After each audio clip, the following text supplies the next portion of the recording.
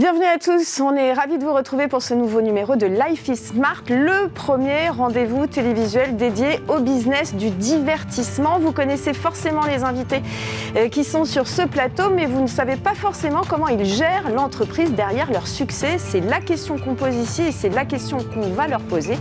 Et c'est avec Angelo Gopé, bonjour. Bonjour, bonjour Valérie, bonjour à toutes et à tous. Bienvenue, messieurs, Jean, Laurent. On va commencer par Jean. Parce qu'on fête un anniversaire aujourd'hui, les 10 ans de Top Chef. Donc, ah oui. Bon anniversaire. Non, c'est un ça va. Donc, non, oui. Ça fait 10 ans. C'est quand même assez incroyable parce que quel chemin parcouru. On ne va pas parler de quitter ce que tu fais. Mais... Ça me fait bizarre quand il parle sérieux, j'étais mal. Mais ouais. Comment bon. Ok. Avec du recul, 10 ans, ça te fait quoi? C'est vrai que je me disais un truc hier soir, je suis rentré quand même tard, mais Top Chef n'était pas fini. Et j'ai regardé la fin vite fait et je me disais, ce qui est beau dans cette émission, déjà j'étais très content de le gagner, c'est un concours quand même culinaire, certes c'est filmé, mais ça reste un concours culinaire, mais surtout être heureux d'avoir fait quelque chose après ça, parce qu'en fait, ce qui est dur, c'est de transformer, en fait, voilà, c'est quand même un concours qui passe à la télé, donc c'est dur d'enchaîner sur quelque chose, et voilà, je suis content de continuer à avancer. Laurent oui. de Gourcuff, pardon, du coup on aura du mal ici, on ne vous voit pas. Patron de Paris Society, homme très très discret, je suis vraiment honoré. C'est moi qui suis honoré. Sincèrement heureux que tu viennes, on ne te connaît pas. Donc Paris Society, aujourd'hui l'un des plus grands groupes de la restauration. Est-ce que tu peux juste rapidement introduire et expliquer ce que c'est et les champs d'action de Paris Society? Alors Paris Society, historiquement, c'est plutôt le métier de la fête. Encore une quinzaine de clubs et de lieux festifs, principalement à Paris. Deuxième job historique, l'événementiel, 14 lieux. Et enfin, troisième métier, celui qu'on développe le plus en ce moment, la restauration. Ces trois métiers s'ajoutent progressivement l'hôtellerie, mais l'hôtellerie, de la même manière qu'on exploite nos restaurants et nos lieux événementiels et nos clubs, l'hôtellerie un petit peu atypique, etc. On en parlera peut-être tout à l'heure. Alors peut-être citer des noms de vos établissements pour que tout le monde se rende compte qu'en fait on vous connaît par le biais des endroits. Pour les clubs, on peut parler de Castel, on peut parler de Raspoutine, Les Planches, Le Madame, Bagatelle, etc. Pour les lieux événementiels, ça parlera moins au grand public parce que c'est surtout de l'événementiel privé ou institutionnel. Et pour les restaurants, Monsieur Bleu, Girafe, Moon, Apicius, Gigi, Bambini, j'en oublie certainement, mais voilà, une quinzaine de restaurants, bientôt une vingtaine d'ailleurs. Alors, avant qu'on passe la parole à Jean, on parle des restaurants. Il faut quand même avouer que, on va revenir sur l'événementiel après, tu as révolutionné la restauration aujourd'hui. Avant, on parlait, il y a eu une grande époque des chefs stars, et c'était d'abord le chef avant le restaurant. Aujourd'hui, tu as créé des concepts de lieux qui sont assez incroyables. Pourquoi ce changement? C'est une volonté, c'est un goût t'as senti, c'est arrivé comment? Alors, déjà, je trouve il faut rappeler que la restauration, c'est un métier difficile. Ce n'est pas mon job de départ. Moi, je suis plutôt issu du milieu de la fête, même si je ne suis pas un fêtard. Et j'ai imaginé faire de la restauration il y a une dizaine d'années, mais surtout en partant de lieux forts et de spots. Des grandes vues, des terrasses, des lieux un peu incroyables, un peu iconiques, un peu emblématiques. Et évidemment, quand on a le lieu et une terrasse, parce qu'il faut rappeler que notre métier est en train de devenir saisonnier. Quand il n'y a pas de terrasse dans la restauration aujourd'hui et qu'arrive le 1er mai, jusqu'à peu près fin septembre, ça devient très difficile. Le Covid a encore accentué cette difficulté. Tout le monde veut être à l'extérieur. Et dès que les beaux jours arrivent, à partir du moment où les premiers beaux jours arrivent, ça ne s'arrête plus jusqu'à la fin du mois de septembre, grosso modo. Donc Paris Society a capitalisé sur des lieux extrêmement forts. Moi, aujourd'hui, je suis évidemment un chef d'entreprise, mais ce qui m'amuse aujourd'hui, c'est de créer des lieux. Je suis quelque sorte un chercheur de lieux. Quand je trouve un lieu où j'y mets de la fête, où j'y mets de la restauration, où j'y mets de l'événementiel. Et souvent, les trois métiers en même temps.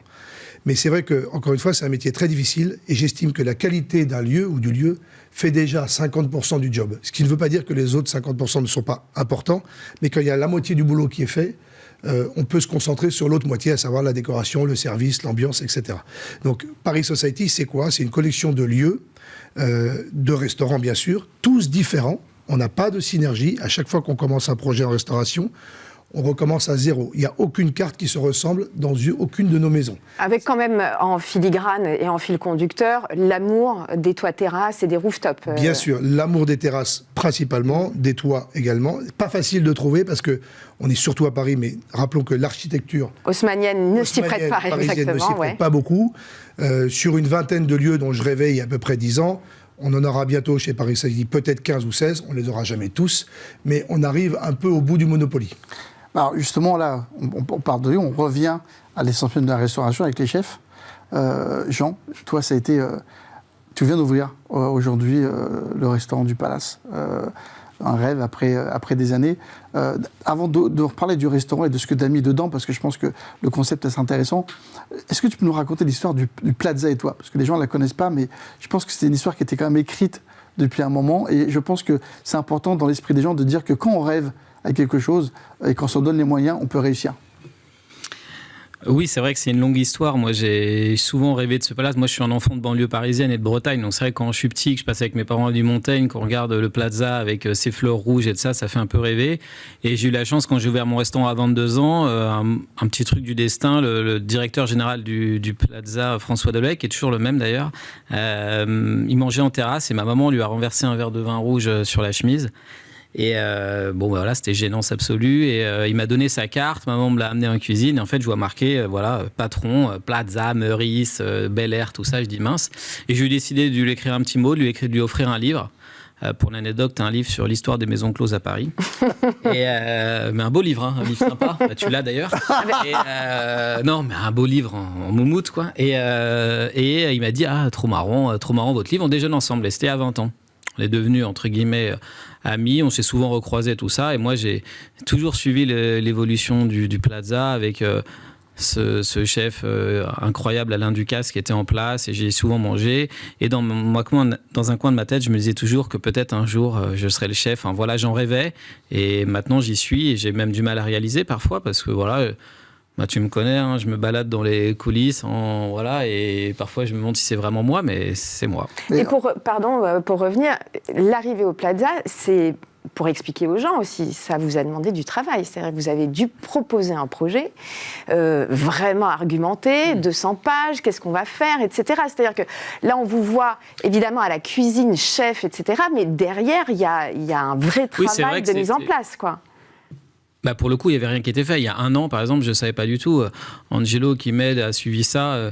Même Laurent, je lui en avais parlé. C'est vrai qu'il faut construire un dossier. Je n'ai pas suivi l'adage de Laurent qu'il faut un peu avoir quelques infos en avance. Mais là, je n'en avais pas vraiment, on va dire.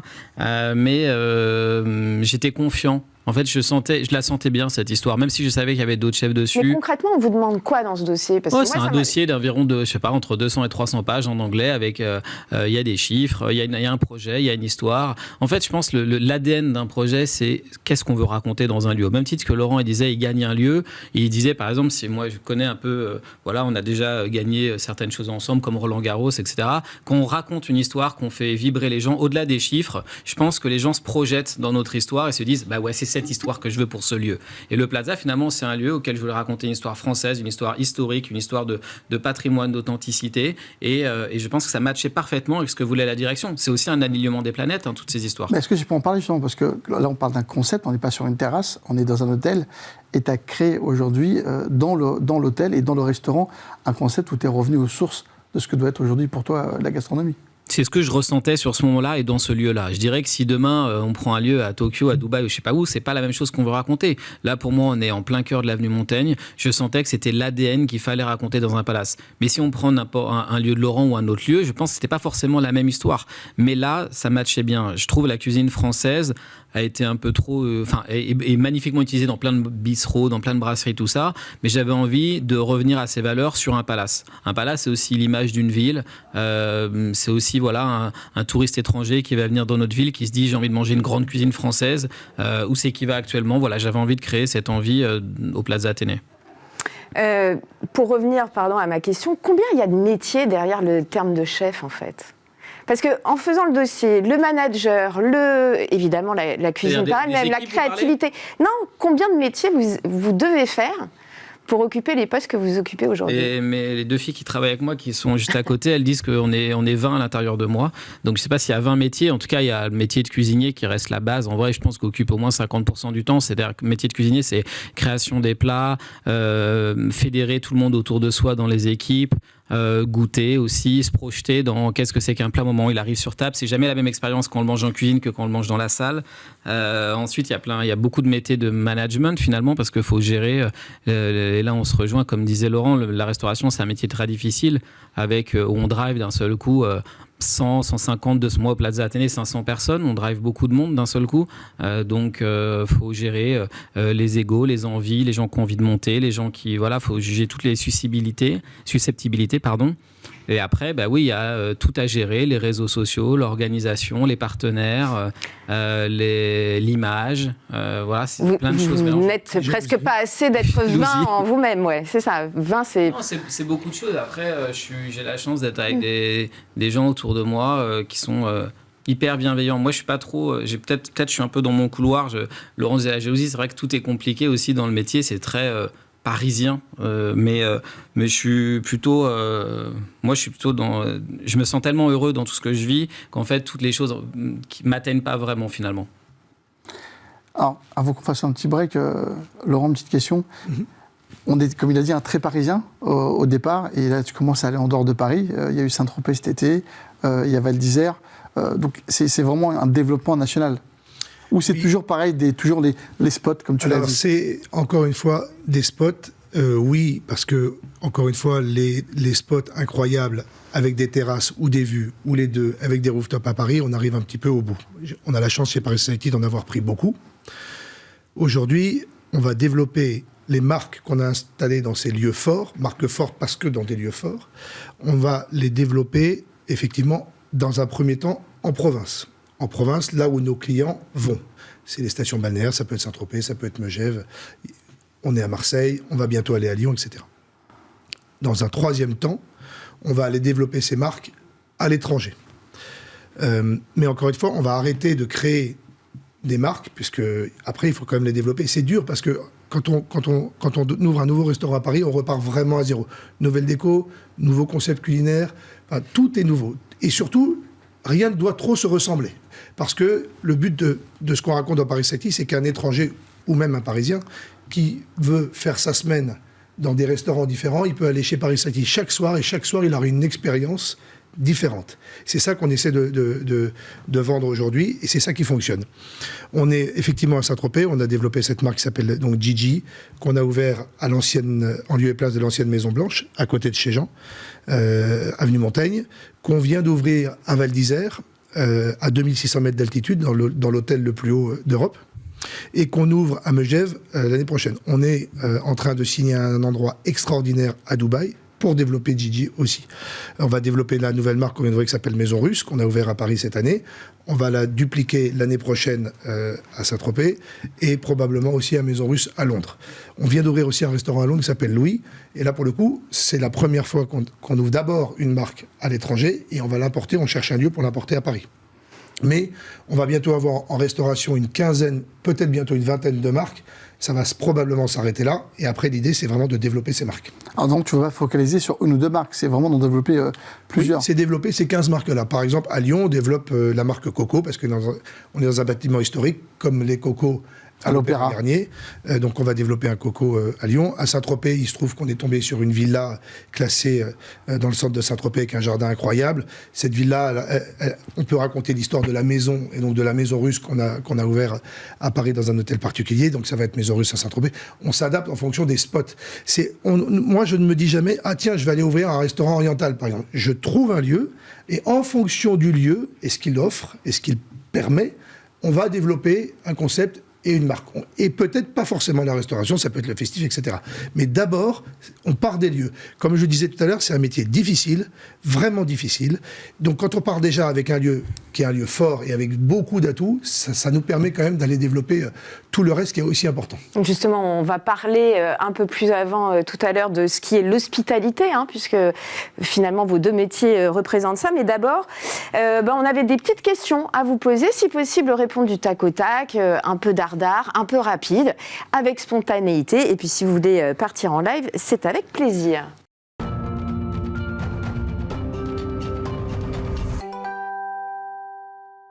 Jean, donc il y a une question. Jean, et la musique, c'est quoi? Jay-Z. Mais elle était trop simple et trop facile, celle-là. On la connaît par cœur. Mais non, pourquoi est-ce que... Juste, on va déborder, je suis désolé. Il faut savoir qu'avec Jean et moi, on s'est rencontrés. Je ne savais même pas qui c'était, mais on a parlé de musique. Et je pensais que c'était un passionné de musique. Et il rougit comme mais si c'est vrai, parce que on s'est rencontrés sur un de nos premiers rendez-vous, on était sur un after. Un karaoké, il faudrait que... Et du coup, on a parlé de musique. Et c'est pour ça que la première question, c'est ça, parce que derrière le cuisinier, il y a un amateur de musique. Et on a vraiment parlé de musique. Et je l'ai apprécié parce qu'il est vraiment imprégné de la musique, il est à fond. Donc, c'est la musique. On peut dire, hein, il cuisine mieux qu'il chante. Les karaokés chez Laurent à la campagne, c'est quelque chose. Mais bon, non, bah, on est allé ensemble, on se connaissait à peine. Hein, franchement, on est allé ensemble à un concert de Jay-Z, Beyoncé à New York en 2014. Et il me dit à la fin, bon, viens, on va rencontrer. Donc, il me présente Jay-Z finalement. Et Jay-Z me dit, ouais, bah, quand je viens à Paris dans 2-3 mois, tu seras mon chef. Et moi, je me dis, bon, ouais. Vachement, ouais. Et en fait, 4 jours avant, j'ai reçu un email de lui transféré des US. Ouais, c'est bon, c'est toi le chef, hein, vas-y, quoi. Bon, bref, je peux pas la raconter dans les détails, mais il y avait quand même des histoires. Voilà. À tous les deux, qu'auriez-vous aimé savoir avant de vous lancer, respectivement, dans vos métiers et dans vos carrières ? On aurait aimé connaître un peu les coups bas. Voilà. Mais on s'y fait petit à petit. Voilà. Jean ? Je préfère garder l'insouciance, rien savoir, voilà. Ça m'allait bien, ça. Et toi, le monde de demain dans le métier, tu penses que ça va aller vers quoi ?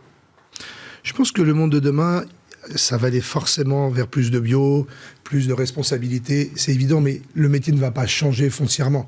Il y a des choses qui changent. Je parlais de la saisonnalité. C'est vrai que il y a 10 ans, avoir un restaurant sans terrasse, c'était pas très grave. Aujourd'hui, avoir un restaurant sans terrasse, c'est devenu très difficile. Parce qu'encore une fois, printemps-été, c'est la moitié de l'année. Donc la moitié de l'année, quand tout le monde veut être dehors et qu'on n'a pas la chance d'avoir un lieu qui permet de servir beaucoup de couverts à l'extérieur, ça complique le métier. Mais je ne suis pas certain que tout change comme ce que tout le monde dit. Je pense que ça évolue, bien sûr. On a toujours envie de nouveautés. Il faut savoir se renouveler, encore plus dans l'hospitalité. Il faut savoir monter en gamme, parce que tout le monde monte en gamme.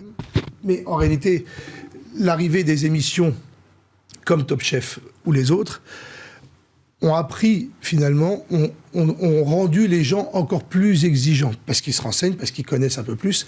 Et avant, on pouvait finalement ouvrir un resto incroyable, même si la nourriture ou le service n'était pas au rendez-vous, c'était pas grave. Aujourd'hui, c'est une somme d'ingrédients.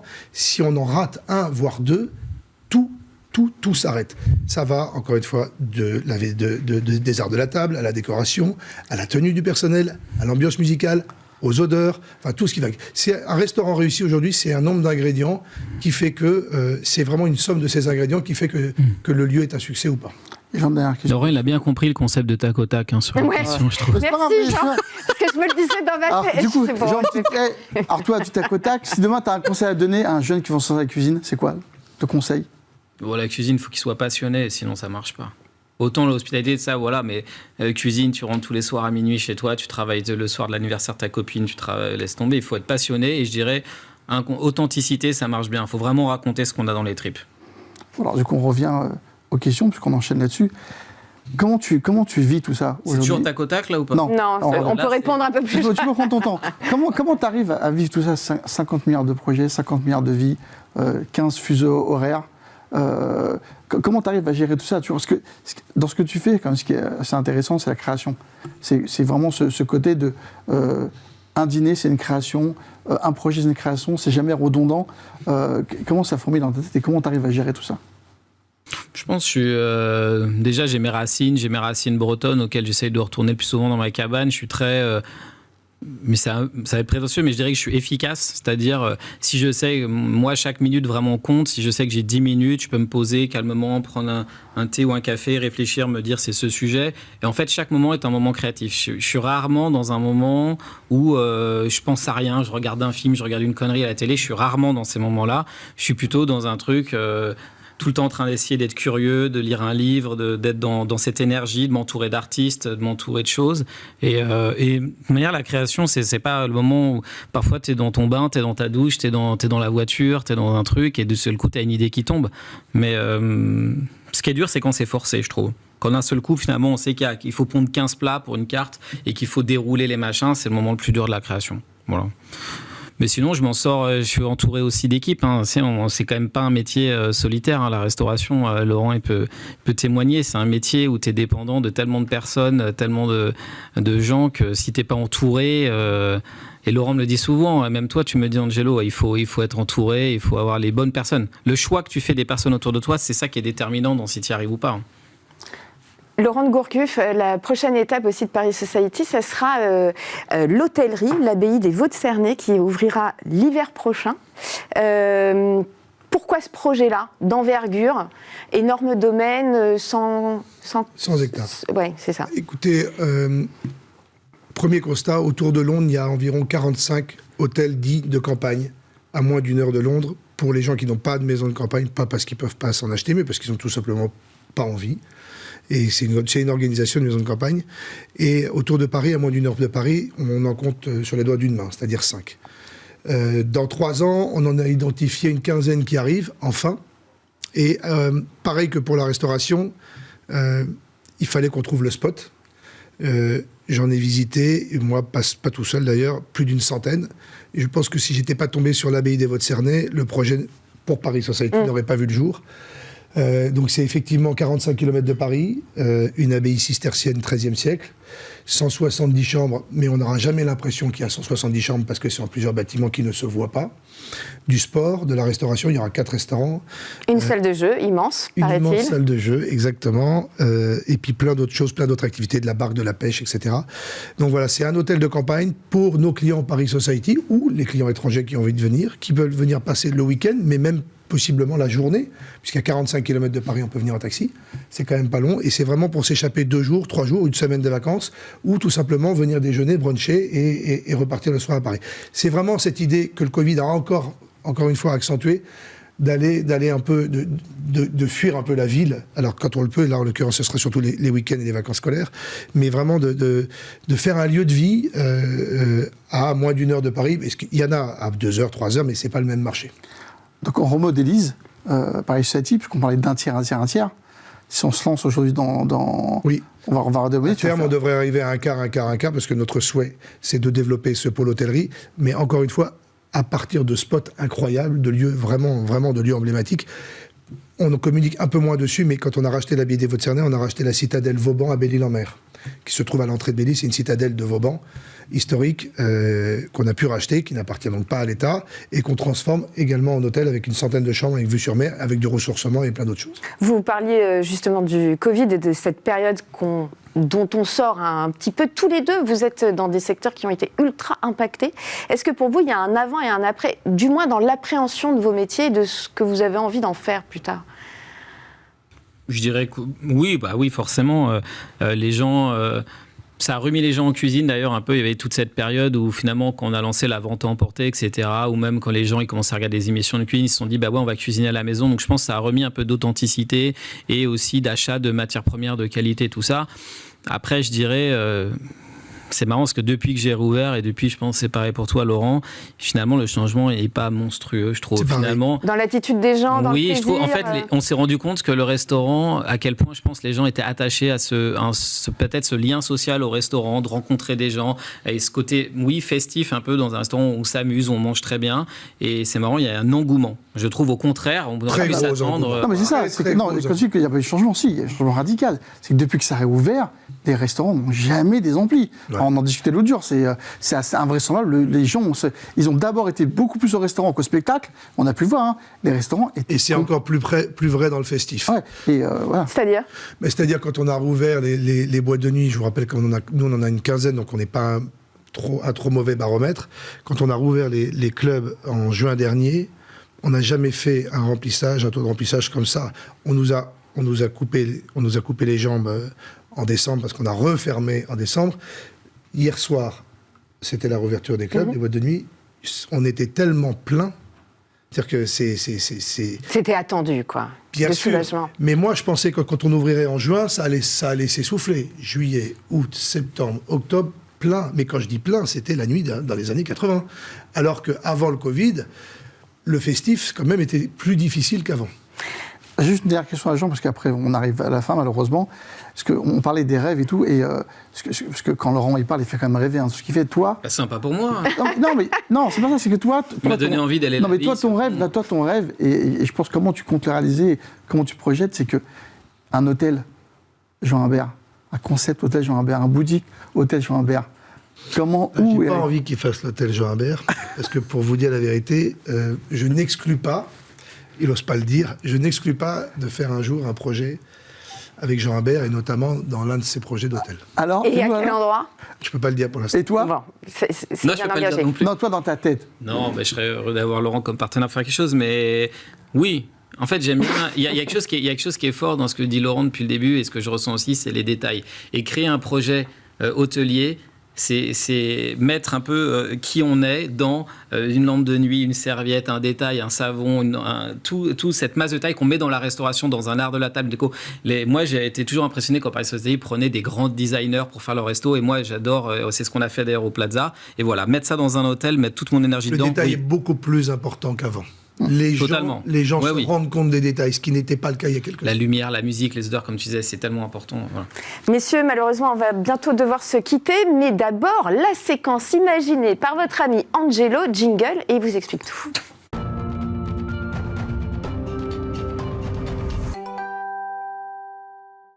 Alors, la séquence imaginée par Ah Angelo. bah oui, mais il faut assumer. Comme je l'ai dit au début, voilà, c'est un mélange du mood du jour et du mot de la fin. Donc, vous avez chacun 40 secondes pour votre mood de la fin du jour. Jean, je te laisse commencer.